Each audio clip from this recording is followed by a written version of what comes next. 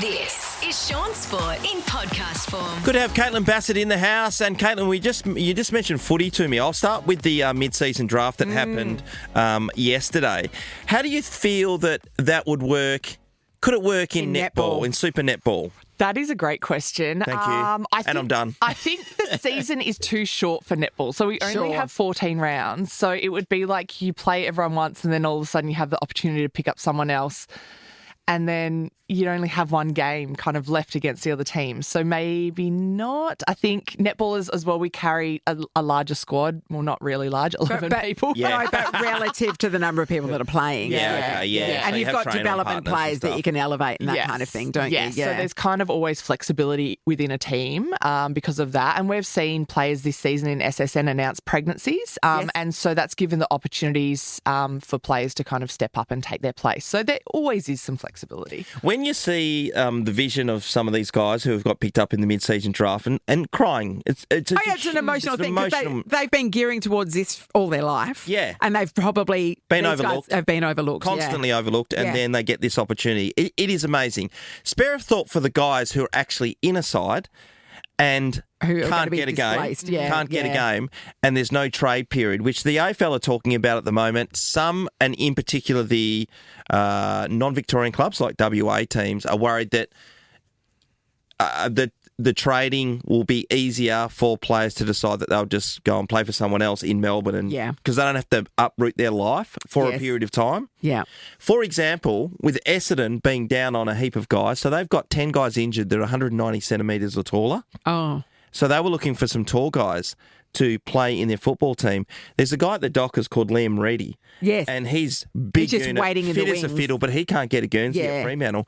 He could easily walk into Essendon and play senior football, but he's unable to. Yeah. Do you think that should be brought into the competition? No, because I think that's elite sport, isn't it? It's the choice that you make and the chance you make, and depends what position you are. We see it in netball a lot in that we see a huge crop of tall shooters, and so then other tall shooters aren't getting the opportunity. And I think injuries as well, you can't account for that. So when you go to a club, it's not like you're going there hoping that everyone around you gets injured and it's your chance to shine. But I think that's also makes an elite athlete awesome because of the challenges that they've been through, and sitting behind someone, especially if they're an all-Australian player, is definitely motivating for you, that when you do get your opportunity to shine, you get out there and you make the most of it. Like I think of a Tom Edwards who got picked up this time at the start of the year for Essendon, and he was playing waffle here and he went over and did his knee in the first or second game, which is gutting. But that's just part of his journey. You can't foresee that as an elite athlete. Yeah.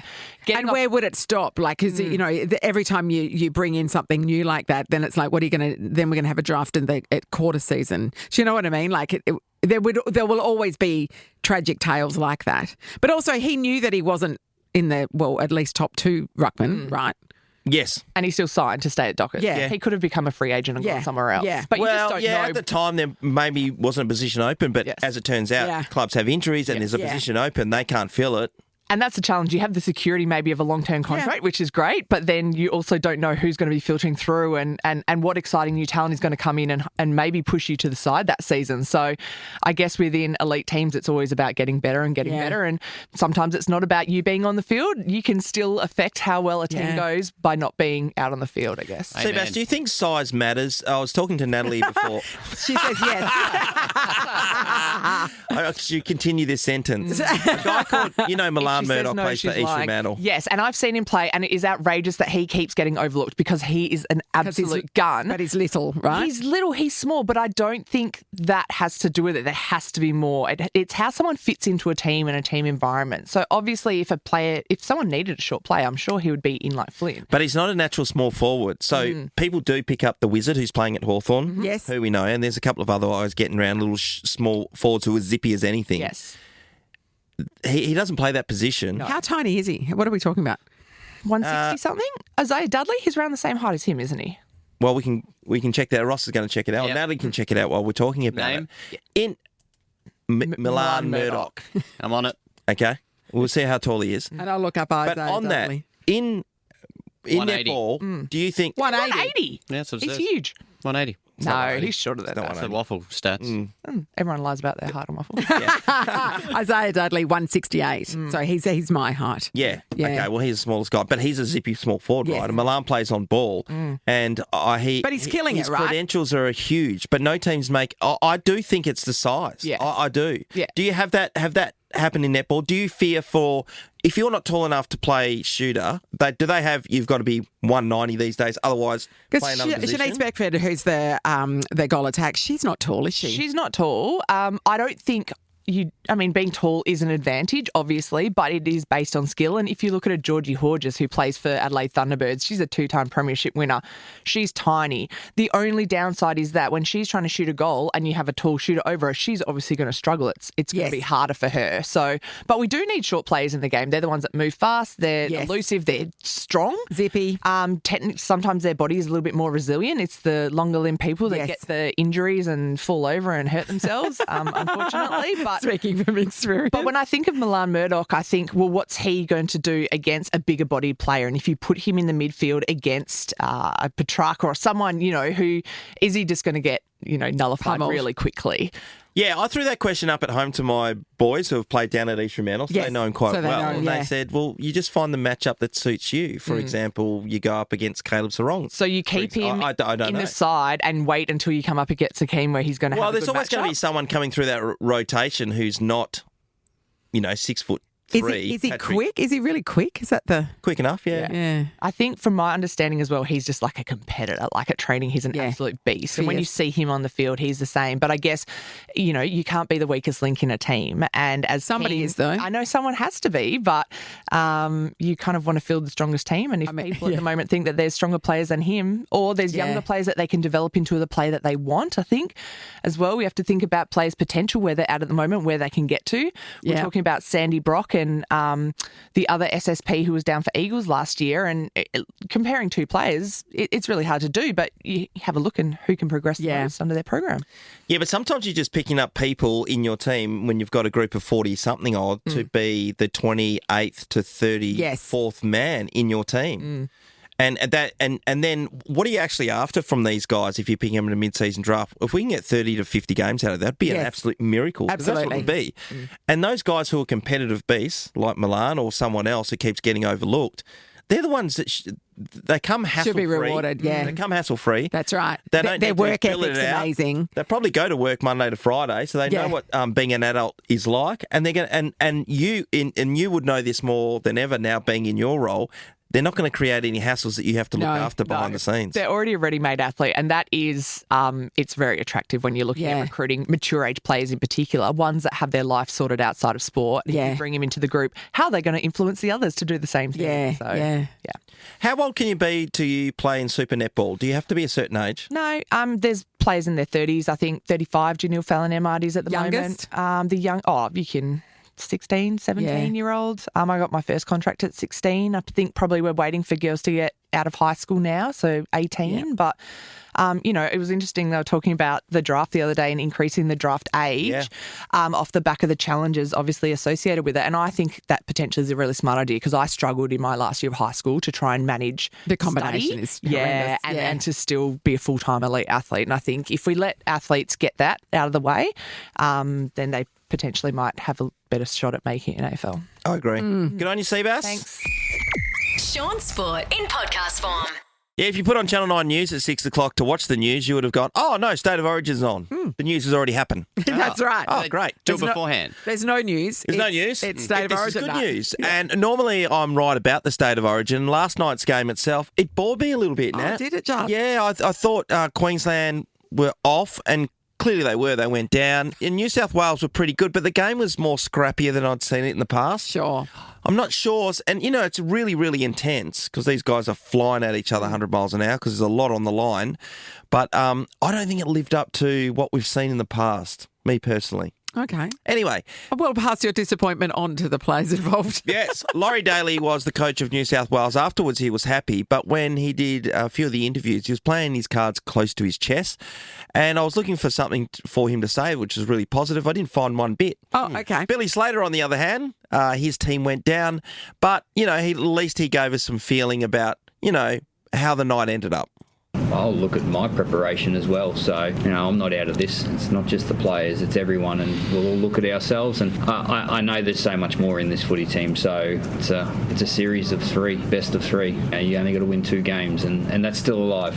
So we'll be going after it. So the next one's here in Perth now? Yes, it is. It's game 2 of the stadium. It's going to be amazing. I've got a question. Yes. How much, he said, it's on me. How much does the coach do in a state of origin? It's essentially an all-stars match, right? Yeah, it is. How much, I know they have a bit of a camp. How much do they actually train together before they play? Well, they get about 10 days. Yeah. But are they training non-stop? It is in that difficult, but he would be speaking to the main group leading up to that they were going to be selected. So talking about coming up with ideas of how to play in different structures is going to be difficult. But the whole thing is about motivation and getting them to play together. It's passion. We get it. It's a passion thing. And he's really good at that, Billy Slater. And he's been very successful until last year. Yeah. And maybe it's just a changing of the guards, to be honest, because that happens. Yeah, that's right. That's right.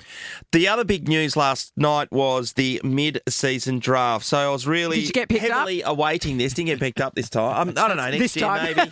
Maybe next year. But I was really rapt. And the West Coast Eagles got involved early on, and this was put out there probably at the start of last week, which it was going to be Tom McCarthy, who plays for Richmond in the VFL. And he's come a long way in the last couple of years. He wasn't really playing footy, but he got back into it and plays off the half-back line. He was touted as being number 1, and he went to the West Coast Eagles. He was stoked. This is Tom. I was playing Division 2 footy in the Southern League a few years ago, and if you keep your dreams alive and you stick at it, sounds pretty cliche, but geez, it's worked for me, and anything can happen if you are playing in those local leagues. So don't give up and chase your dreams. So Ryan Marrick was picked up a couple of years ago. Yep. Jack Richardson. Yep. That's right. Hutchison. What is that Richardson for? Hutchison, the following year. Yeah. They've been successful transitioning into the West Coast Eagles side. I got no doubt Tom will find his way there this year and also in years to come. Yeah, that's great. That's going to be great. Yeah, isn't it? It's a great story. Yeah, they also picked up Jacob Newton and picked number 9. He's an Adelaide kid, yeah? He's an Adelaide thing. They were weighing up whether to go with Milan Murdoch, who's from East Fremantle. Amazing name. Now, Milan is only a little guy. He's quite light. And the reason why AFL clubs would have overlooked him in the past is because of his size. Yeah, right. The guys are big these days. Yes.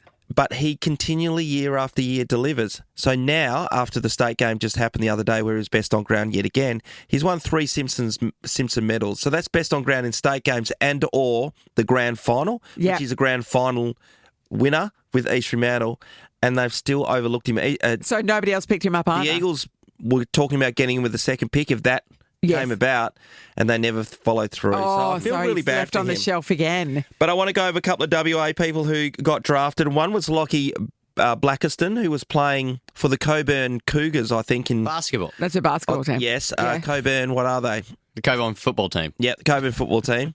Only a couple of years ago. The Cockies, obviously. Got himself to East Fremantle because they had some injuries at the time, so they bought him over to East Fremantle. Now he's got picked up by Essendon, which is I love a quite story amazing. like that. Like he's come from nowhere, essentially. Yeah, just plugging away. Archer May, who is Dermot Brereton's nephew or something? Stepson. Oh, stepson. Yep. Right, okay, cool. He came over from Victoria because he didn't think he had a real good chance of being the number 1 tall in his football team, the VFL. So he came over and played for Subiaco this year, and he's been a success straight away. He's been drafted 7 games in. He is going to, or maybe he's going to Essendon as well. There's 2 of them going to Essendon. Rowan Steele is another guy from the VFL who came over to WA to try to make his way and change things up, and he's been drafted by Collingwood. And the top one I want to talk about is Michael Selwood is from the Peel Thunder.